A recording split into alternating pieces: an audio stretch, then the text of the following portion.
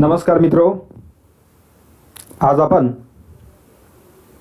Features of banks and functions of banks म्हणजेच banking संस्थांची वैशिष्ट्ये व बँकांची काही महत्त्वाची कार्ये याबाबत माहिती घेणार आहोत. विद्यार्थी मित्रो, बँकिंग रिक्रुटमेंट एक्झाम म्हणजेच IBPS तसेच विविध प्रकारच्या वित्तीय संस्थांच्यामधील भरती परीक्षेची तयारी करणाऱ्या विद्यार्थ्यांसाठी एक मूलभूत असणारा महत्त्वाचा घटक म्हणजे बँकिंग संस्थांचे स्वरूप व त्यांची विविध प्रकारची कार्ये. त्याचबरोबर वाणिज्य व कला शाखेतील अर्थशास्त्र विषयाचा अभ्यास करणाऱ्या विद्यार्थ्यांसाठी हा एक महत्त्वाचा घटक आहे की ज्याची आज आपण माहिती घेणार आहोत. विद्यार्थी मित्रो, सर्वसाधारणपणे बँकिंग संस्था म्हणजे जनतेकडून ठेवी स्वीकारणारी व कर्ज देणारी संस्था हा सर्वसामान्यांच्यामध्ये बँकिंग संस्थांचा असणारा परिचय आहे. तथापि अर्थशास्त्रीयदृष्ट्या बँकिंग संस्थांचे स्वरूप याहूनही वेगळे असते. भारतातील सर्व बँकिंग संस्था नियंत्रित करण्यासाठी व त्यांच्या स्थापना त्याचबरोबर त्यांच्या कार्यपद्धतीविषयी ज्या कायद्यामध्ये महत्त्वाच्या तरतुदी करण्यात आलेल्या आहेत तो कायदा म्हणजे इंडियन बँकिंग रेग्युलेशन ॲक्ट 1949. या कायद्यामध्ये बँकिंग बिझनेस म्हणजे काय व बँकिंग कंपनी म्हणजे काय या दोन्हीच्या व्याख्या ह्या करण्यात आलेल्या आहेत. त्यामधील महत्त्वाची व्याख्या म्हणजे बँकिंग संस्थांची व्याख्या की ज्यामध्ये बँकिंग संस्थांनी कोणत्या प्रकारची कार्य केली पाहिजेत याविषयीचा अधिक खुलासा हा दिसून येतो. या कायद्यातील तरतुदीनुसार banking business is the business of accepting for the purpose of lending or investment of deposits of money from the public, repayable on demand or otherwise, and withdrawable by check, draft and order or otherwise. कायद्यातील ही व्याख्या थोडीशी क्लिष्ट असली तरी यामध्ये banking business हा define करण्याचा प्रयत्न केलेला आहे. थोडक्यात बँकिंग ही एक अशी संस्था असते की जी जनतेकडून परत देण्याच्या अटीवरती पब्लिक डिपॉझिट्स स्वीकारत असते. त्याचबरोबर हे डिपॉझिट स्वीकारण्याचे मुख्य कारण म्हणजे लेंडिंग ॲक्टिव्हिटी म्हणजेच कर्ज देण्यासाठी या डिपॉझिट स्वीकारल्या जात असतात. त्याचबरोबर या डिपॉझिटचा उपयोग इन्व्हेस्टमेंट पर्पजसाठी देखील केला जात असतो. म्हणजेच बँक ही एक अशी संस्था असते की जी कर्जे देण्यासाठी व गुंतवणूक करण्यासाठी जनतेकडून विविध प्रकारच्या ठेवी स्वीकारत असते. त्याचबरोबर या ठेवी परत देण्याच्या अटीवरती स्वीकारलेले असतात. त्याचबरोबर या डिपॉझिट्स विड्रॉ करणे म्हणजे परत काढून घेण्यासाठी चेक, डिमांड ड्राफ्ट, ऑर्डर व या व्यतिरिक्त जे वेगवेगळ्या प्रकारचे डेसिग्नेटेड मीन्स किंवा माध्यमं आहेत त्याच्या आधारे या डिपॉझिट्स परत काढून घेता येतात की ज्यामध्ये वेगवेगळ्या प्रकारचे इलेक्ट्रॉनिक मीन्स देखील समाविष्ट होतात. यावरून आपणास बँकिंग संस्था म्हणजे काय हे आपणास लक्षात आलेले असेल.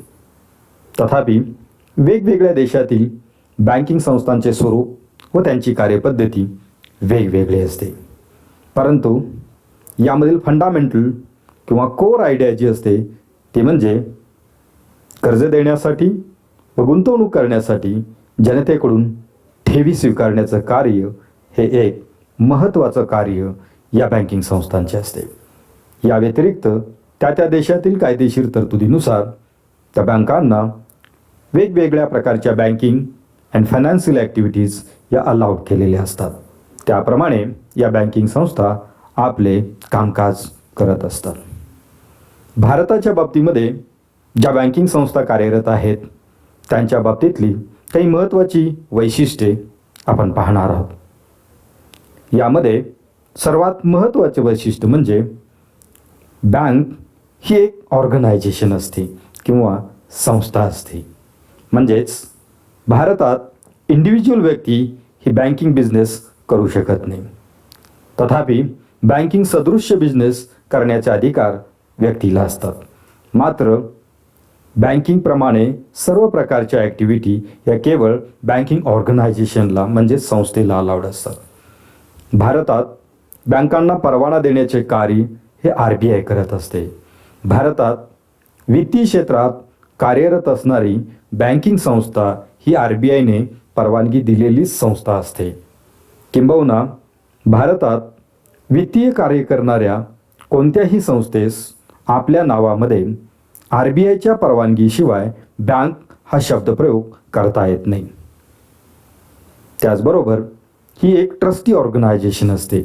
म्हणजेच पब्लिक डिपॉझिट या अत्यंत काळजीपूर्वक पद्धतीने विश्वासार्हतेने सांभाळण्याचं कार्य करणारी ही संस्था असते.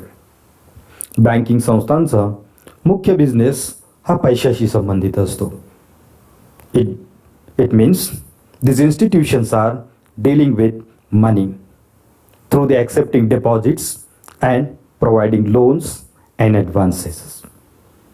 भारतातील बँकिंग संस्था या RBI कडून नियंत्रित केल्या जात असतात. भारतीय बँकिंग नियमन कायदा त्याचबरोबर reserve bank of India act यामधील तरतुदीनुसार भारतातील सर्व बँकांची नियंत्रक ही रिझर्व्ह बँक ऑफ इंडिया आहे.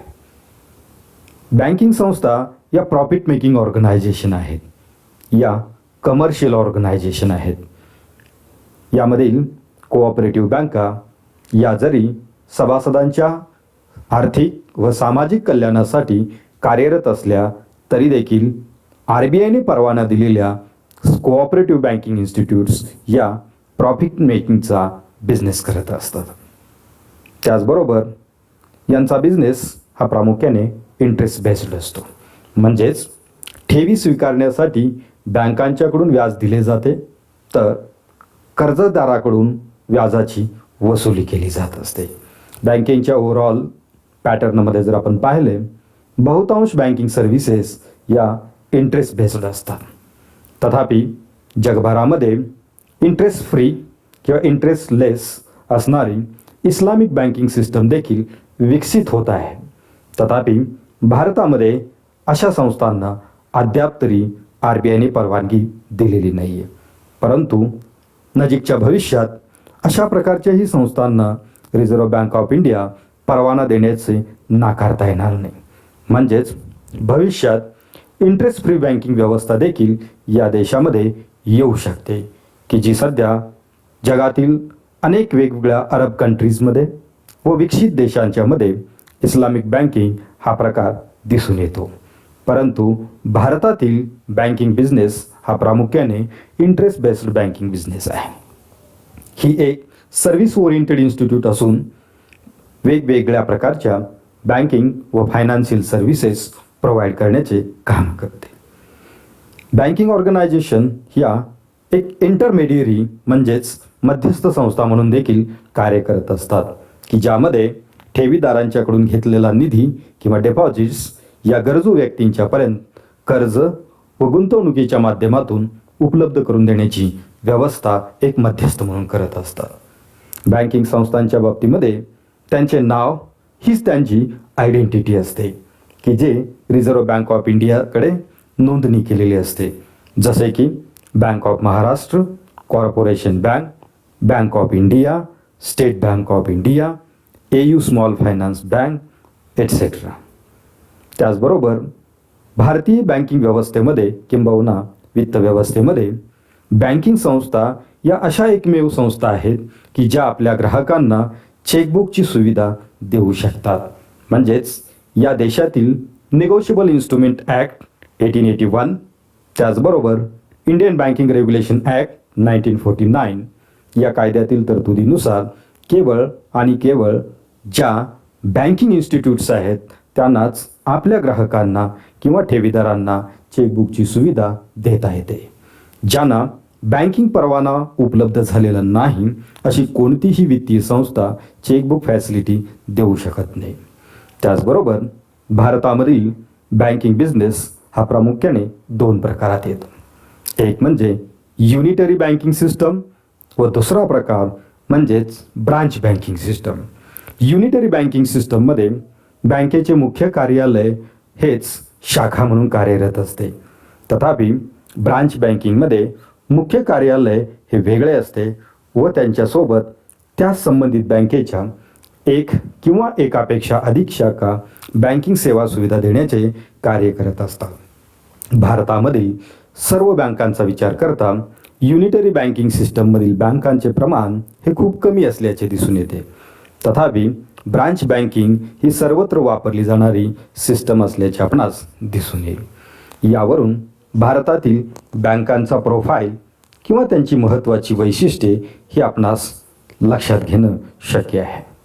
त्याचबरोबर या बँकिंग संस्था नेमके कोणत्या प्रकारची कार्ये पार पाडतात त्याविषयी आपण माहिती घेणार आहोत. विद्यार्थी मित्रो, देशातील बँकिंग संस्था या प्रामुख्याने 2 महत्त्वाच्या प्रकारामध्ये विभागता येऊ शकतात. तथापि त्यांचे अनेक प्रकार व उपप्रकार अस्तित्वात आहेत. सर्वसाधारणपणे या देशामध्ये कमर्शियल बँक व कोऑपरेटिव्ह बँक या 2 प्रकारातील बँकिंग संस्था मोठ्या प्रमाणात बँकिंग बिझनेस करतात. या बँकांची महत्त्वाची कार्ये ही 2 प्रकारामध्ये विभागलेली असतात, ज्यामध्ये पहिला प्रकार म्हणजे प्रायमरी फंक्शन्स आणि दुसरा प्रकार म्हणजे सेकंडरी फंक्शन्स. यालाच आपण बँकांची प्राथमिक कार्ये व बँकांची दुय्यम कार्ये असे आपण म्हणतो. प्राथमिक कार्ये म्हणजेच बँकिंग रेग्युलेशन ॲक्टमधील प्रोव्हिजननुसार जी कार्ये बँकांनी करणे अत्यावश्यक आहे ती कार्ये म्हणजे बँकांची प्राथमिक कार्ये असतात. उर्वरित कार्ये ही सेकंडरी फंक्शन्स किंवा दुय्यम कार्ये म्हणून गणली जातात. ज्यामध्ये प्रायमरी फंक्शन्समधील पहिले आणि महत्त्वाचे कार्य म्हणजे ॲक्सेप्टिंग डिपॉझिट्स फ्रॉम पब्लिक, जनतेकडून वेगवेगळ्या प्रकारच्या ठेवी स्वीकारणे, ज्यामध्ये बचत खात्यावरील ठेवी, त्याचबरोबर चालू खात्यावरील ठेवी, आवर्ती ठेव खात्यावरील ठेवी व त्याचबरोबर मुदत ठेव खात्यावरील ठेवी. म्हणजेच बँकांच्या या 4 महत्त्वाच्या खात्याद्वारे बँकिंग संस्था ठेवी स्वीकारण्याचे कार्य करत असतात. दुसरे कार्य म्हणजे लोन्स व ॲडव्हान्सेस देणे. लोन्स अँड ॲडव्हान्सेसमध्ये 4 प्रमुख प्रकार येतात. अर्थात त्यामधील अनेक उपप्रकार देखील आहेत, परंतु त्याचे महत्त्वाचे प्रकार हे 4 मानले जातात. ज्यामधील पहिला प्रकार म्हणजे सर्वसाधारण कर्ज किंवा सिंपल लोन. सिंपल लोन म्हणजे अशा प्रकारचे कर्ज की जे मुदती कर्ज असून विशिष्ट मुदतीसाठी विशिष्ट रक्कम ही संबंधित बारोवरला ही बँकेकडून दिली जात असते. यामध्ये बँकिंग संस्था रोख स्वरूपात रक्कम उपलब्ध करून देत असते. त्याचबरोबर कर्जाची जी रक्कम मंजूर करण्यात आलेली आहे त्या संपूर्ण रकमेवरती व्याजाची आकारणी ही केली जात असते. प्रत्यक्षात खातेदाराने किंवा कर्जदाराने संबंधित रक्कम वापरली किंवा नाही वापरली याचा संबंध व्याजदर आकारणीशी लावला जात नाही. त्यानंतर दुसरा प्रकार म्हणजे कॅश क्रेडिट. कॅश क्रेडिट किंवा CC हा व्यावसायिक क्षेत्रामधील सर्वात लोकप्रिय प्रकार मानला जातो. जेव्हा बँकिंग संस्था कर्जदारास मंजूर केलेली कर्जाची रक्कम ही रोख स्वरूपात न देता त्याच्या खात्यामध्ये जमा करते व ती रक्कम वापरण्याची परवानगी देत असते, त्यास आपण कॅश क्रेडिट असे म्हणतो. सर्वसाधारणपणे ही रक्कम वापरण्यासाठी बँकिंग संस्था चेकबुक देतात व या चेकबुकच्या सहाय्याने संबंधित रक्कम बारोवर्सना वापरता येते. तिसरा प्रकार म्हणजे ओव्हरड्राफ्ट, की ज्यास आपण अधिकर्ष सवलत असे म्हणतो. अधिकर्ष सवलत म्हणजे चालू खातेदारास म्हणजेच ज्या खातेदाराने बँकेत करंट अकाउंट ओपन केलेले आहे त्या करंट अकाउंटमध्ये शिल्लक असलेल्या रकमेपेक्षा अधिक रक्कम आहरण करण्याची किंवा काढून घेण्याची जी सुविधा दिली जाते त्यास ओव्हरड्राफ्ट किंवा OD असे म्हटले जाते. थोडक्यात करंट अकाउंट होल्डरच्या खात्यात 1 लाख रुपये शिल्लक असताना त्या खात्यातून 5 लाख रुपयाची रक्कम आहरण करण्याची किंवा काढून घेण्याची जी सुविधा दिली जाते त्यास अधिकर्ष म्हणजेच अधिकर्ष सवलत असे म्हटले जाते. ही सवलत सर्वसाधारणपणे चालू खातेदारास दिली जात असते. ओव्हरड्राफ्टची रक्कम ही त्या संबंधित ग्राहकाच्या पतीवरती म्हणजेच त्याच्या क्रेडिट लिमिटवरती, त्याच्या ॲसेटवरती व त्याने बँकेस दिलेल्या सिक्युरिटीवरती अवलंबून असते. जो ग्राहक, जो कर्जदार अधिक सिक्युरिटी बँकेस देऊ शकतो किंवा तारण मालमत्ता देऊ शकतो, अशा खातेदारास अधिक ओव्हरड्राफ्ट दिली जाते. तथापि जो कर्जदार मोठ्या प्रमाणात तारण मालमत्ता देऊ शकत नाही, अशा खातेदारास कमी ओव्हरड्राफ्ट मंजूर केली जाते. सर्वसाधारणपणे ओव्हरड्राफ्टची मुदत ही 1 वर्ष असते.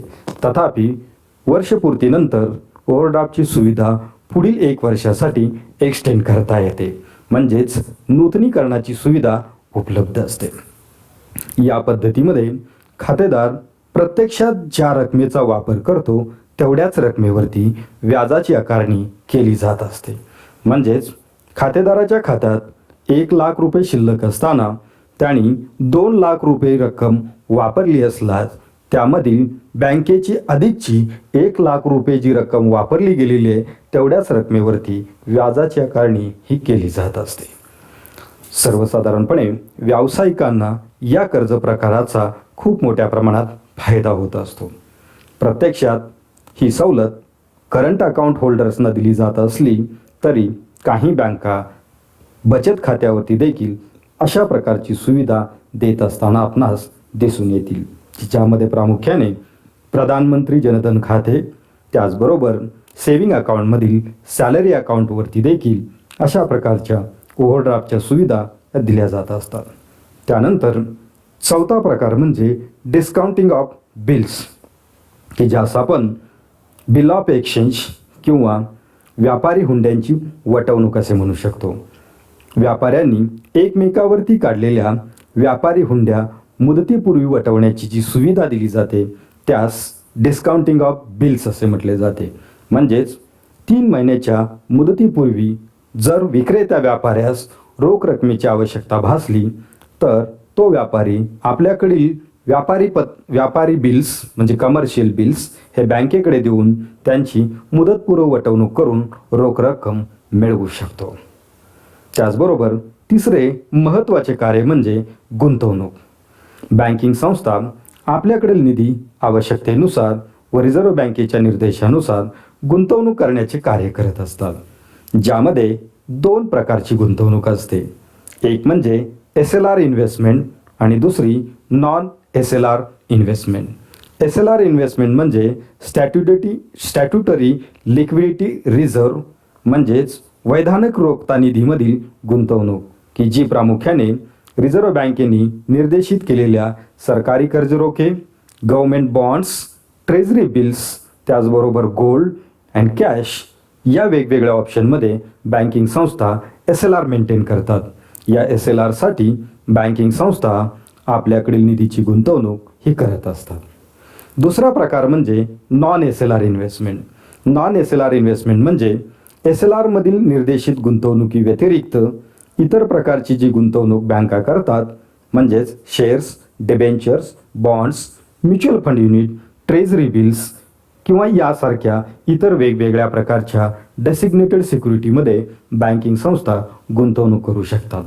तथापि RBIच्या निर्देशानुसार प्रत्येक बँक आपल्याकडील नेट डिमांड अँड टाईम लायबिलिटीच्या म्हणजेच बँकेकडील निव्वळ मागणी ठेवी व मुदत ठेवीच्या 10% रक्कम ही नॉन SLRमध्ये गुंतवणूक करू शकतात. तर अशा 2 प्रकारच्या गुंतवणुकी बँकिंग संस्था करत असतात. या व्यतिरिक्त चौथे कार्य म्हणजे पतनिर्मिती किंवा क्रेडिट क्रिएशन. क्रेडिट क्रिएशन म्हणजे बँकिंग संस्था आपल्या स्वतःकडील पतपात्रतेच्या आधारावरती चेकबुकच्या सहाय्याने किंवा चेक सुविधेच्या सहाय्याने ज्या व्युत्पन्न ठेवी म्हणजेच डेराइव्ड डिपॉझिट्स निर्माण करत असतात व कर्ज पुरवठा करत असतात त्यास क्रेडिट क्रिएशन असे म्हटले जाते. हे क्रेडिट क्रिएशन देखील बँकांच्याकडून मोठ्या प्रमाणात हे केले जात असते. तर मित्रो, ही बँकांची प्राथमिक कार्य आहेत. या व्यतिरिक्त दुय्यम कार्यामध्ये प्रामुख्याने दोन वेगवेगळे प्रकार दिसून येतील की ज्यामध्ये एजन्सी फंक्शन्स व युटिलिटी फंक्शन्स. एजन्सी फंक्शन्समध्ये ज्या ठिकाणी बँकिंग संस्था दोन घटकांच्या मध्ये म्हणजेच बँकेचा खातेदार व अन्य व्यक्ती किंवा संस्था यांच्यामध्ये जेव्हा एजंट म्हणून किंवा प्रतिनिधी म्हणून कार्य करते तेव्हा त्या कार्यास एजन्सी फंक्शन्स किंवा मध्यस्थीविषयक कार्ये असे म्हटले जाते. यामध्ये रेमिटन्स ऑफ फंड्स म्हणजेच पैशाचे स्थलांतर करणे किंवा हस्तांतरण करणे यास रेमिटन्स ऑफ फंड्स असे म्हटले जाते. सध्या बँकिंग संस्था वेगवेगळ्या माध्यमातून फंड रेमिट करण्याचे कार्य करत असतात. यामध्ये पूर्वी डिमांड ड्राफ्ट, टेलिग्राफिक ट्रान्सफर व मेल ट्रान्सफर या माध्यमांचा उपयोग केला जात असे. परंतु मॉडर्न बँकिंग सिस्टममध्ये डिमांड ड्राफ्ट या सुविधेबरोबरच NEFT, RTGS त्याचबरोबर स्विफ्ट टेलिकम्युनिकेशन म्हणजेच इंटरनॅशनल फंड ट्रान्सफरसाठी स्विफ्ट म्हणजेच वायर ट्रान्सफर या पद्धतीचा वापर फंड ट्रान्सफर करण्यासाठी हा केला जात असतो. तथापि जुन्या पद्धतीमधील मेल ट्रान्सफर व टेलिग्राफिक ट्रान्सफर या पद्धती आता बंद करण्यात आलेल्या आहेत. तथापि जुन्या पद्धतीमधील डिमांड ड्राफ्ट या माध्यमाचा आजही उपयोग काही प्रमाणात होत असल्याचे आपणास दिसून येईल. यामध्ये ज्याला पैसे पाठवायचे आहेत व जो व्यक्ती पैसे पाठवणार आहे या दोघांच्यामध्ये मध्यस्थ म्हणून बँकांची भूमिका महत्त्वाची असते. त्यानंतर कलेक्शन अँड पेमेंट म्हणजेच खातेदाराच्या वतीने किंवा व्यक्तीच्या वतीने रक्कम कलेक्ट करून घेणे म्हणजे जमा करून घेणे, त्याचबरोबर आपल्या खातेदाराच्या वतीने रकमांची देवाणघेवाण करणे हे दोन्ही प्रकारची भूमिका बँकिंग संस्था करत असतात. उदाहरणार्थ MSCBचे इलेक्ट्रिक बिल्स हे बँकेत जमा करून घेतली जात असतात व MSCBs सदर रक्कम उपलब्ध करून देण्याचे कार्य केले जाते. यास आपण कलेक्शन सर्व्हिस असं आपण म्हणतो. त्याचबरोबर आपल्या वतीने आपल्या खात्यातून MSCBचे इलेक्ट्रिसिटी बिल पेमेंट करण्याचे कार्य देखील बँक करत असते, ज्यास आपण पेमेंट सर्व्हिस असे आपण म्हणतो. अशा अनेक वेगवेगळ्या प्रकारच्या कलेक्शन अँड पेमेंट सर्व्हिसेस बँकांच्याकडून दिल्या जात असतात. जसे की वेगवेगळ्या वस्तू व सेवांचे बिल पेमेंट, त्याचबरोबर टॅक्स कलेक्शन व टॅक्स पेमेंट, ऑनलाईन शॉपिंगचे पेमेंट व ऑनलाईन शॉपिंगच्या पेमेंटचे कलेक्शन, अशा विविध प्रकारच्या सेवा बँकिंग संस्था मध्यस्थ म्हणून देत असतात. त्याचबरोबर एक्झिक्युशन ऑफ स्टँडिंग ऑर्डर्स, जेव्हा एखादा खातेदार किंवा ग्राहक आपल्या खात्यातून विशिष्ट फ्रिक्वेन्सीने विशिष्ट रक्कम नियमितपणे अदा करण्याची कायमस्वरूपी सूचना देतो त्यास आपण स्टँडिंग इन्स्ट्रक्शन किंवा स्टँडिंग ऑर्डर असे म्हणतो. या स्टँडिंग ऑर्डर ग्राहकांनी दिल्याप्रमाणे त्याची प्रत्यक्ष अंमलबजावणी करून संबंधित रकमाची देवाणघेवाण करण्याची जबाबदारी बँकिंग संस्था पार पाडत असतात. याबरोबरच आपल्या खातेदाराच्या किंवा ग्राहकाच्या वतीने वेगवेगळ्या प्रकारच्या सिक्युरिटीज परचेस करणे व सेल करण्याचे काम देखील बँकिंग संस्था करत असतात. म्हणजेच ज्या खातेदारास किंवा ग्राहकास गुंतवणूक करावयाची आहे अशा व्यक्तीस मध्यस्थ म्हणून सेवा देण्याचे काम देखील बँकिंग संस्था करत असतात. त्याचबरोबर ॲक्टिंग ॲज ए ट्रस्टी म्हणजेच विश्वस्त म्हणून कार्य करणे. बँकिंग संस्था एखाद्या व्यक्तीच्या किंवा संस्थेच्या प्रॉपर्टीचे देखभाल करणे व नियमानुसार त्याची योग्य ते विल्हेवाट लावणे याची जबाबदारी स्वीकारत असतात. अर्थात अशा सेवा देण्यासाठी बँकांना कमिशन स्वरूपात उत्पन्न प्राप्त होत असते. तथापि अलीकडील काळात अशा प्रकारची जबाबदारी बँका फार मोठ्या प्रमाणात करत असल्याचे आपणास दिसून येत नाही. तथापि काही बँका कॉर्पोरेट सेक्टरमध्ये अशा सर्व्हिसेस देत आहेत. त्याचबरोबर ॲक्टिंग ॲज ए एजंट म्हणजेच वरील वेगवेगळ्या प्रकारच्या कार्याबरोबरच जेव्हा खातेदार आपल्या वतीने एखादी विशिष्ट वित्तीय सेवा देण्यासाठी मध्यस्थ म्हणून बँकेची नेमणूक करतो तेव्हा बँकिंग संस्था ॲज ए एजंट म्हणून वेगवेगळ्या प्रकारच्या सेवा देत असतात. जसे की खातेदाराच्या वतीने लिलाव प्रक्रियेत हजर राहणे, खातेदाराच्या वतीने वेगवेगळ्या प्रकारच्या वित्तीय चर्चेमध्ये सहभागी होणे व खातेदाराच्या वतीने आपला अभिप्राय देणे किंवा मत मांडणे यासाठी देखील बँकिंग संस्था ॲज अ मिडलमॅन किंवा एजंट म्हणून सेवा देत असतात. यास आपण एजन्सी फंक्शन्स असे म्हणतो. यानंतर युटिलिटी फंक्शन्स किंवा युटिलिटी सर्व्हिसेस. आपल्या खातेदारांना व ग्राहकांना विविध प्रकारच्या उपयुक्तताविषयक सेवा देण्यासाठी देखील बँकिंग संस्था तत्पर असतात, की ज्यामध्ये सेफ डिपॉझिट लॉकरचा उल्लेख करता येईल. म्हणजेच जेव्हा आपल्या खातेदारास किंवा ग्राहकास आपल्याकडील मौल्यवान वस्तू व मौल्यवान डॉक्युमेंट्स किंवा महत्त्वाची कागदपत्रे सुरक्षित ठेवण्यासाठी बँकिंग संस्था विशिष्ट आकाराचे खण उपलब्ध करून देतात व त्याची सुरक्षेची जबाबदारी स्वीकारतात, तेव्हा त्यास सेफ डिपॉझिट लॉकर्स फॅसिलिटी म्हणतो. देशातील बहुतांश बँका अशा प्रकारची सेवा हे देत असतात. त्याचबरोबर लेटर ऑफ क्रेडिट, की ज्यास आपण LC असे म्हणतो. जेव्हा एखाद्या व्यावसायिकास किंवा उद्योजकास विशिष्ट विक्रेत्याकडून काही माल खरेदी करावयाचा असतो, परंतु त्या खरेदीची रक्कम तात्काळ अदा करणे शक्य नसते, मात्र समोरचा विक्रेता संबंधित खरेदीदार व्यापाऱ्यावर किंवा उद्योजकावर सहजासहजी विश्वास ठेवू शकत नाही. अशा वेळेला खरेदीदार व्यक्तीच्या किंवा व्यापाऱ्याच्या वतीने बँकिंग संस्था जी खरेदीची हमी देतात आणि त्यासाठीचे जे पत्र दिलं जातं त्या पत्रास आपण लेटर ऑफ क्रेडिट म्हणतो. या लेटर ऑफ क्रेडिटच्या आधारे संबंधित व्यक्तीस वस्तूंची खरेदी करणे सोयीस्कर होते. त्याचबरोबर वेगवेगळ्या प्रकारच्या इलेक्ट्रॉनिक व्यवहारासाठी क्रेडिट कार्ड व डेबिट कार्डची सुविधा देखील बँकिंग संस्था देत असतात. यामध्ये क्रेडिट कार्ड म्हणजेच एक विशिष्ट प्रकारचे अल्पमुदती कर्ज, की ज्या कर्जाची रक्कम वापरण्यासाठी बँकेने दिलेले हे एक प्लास्टिक इन्स्ट्रुमेंट असते.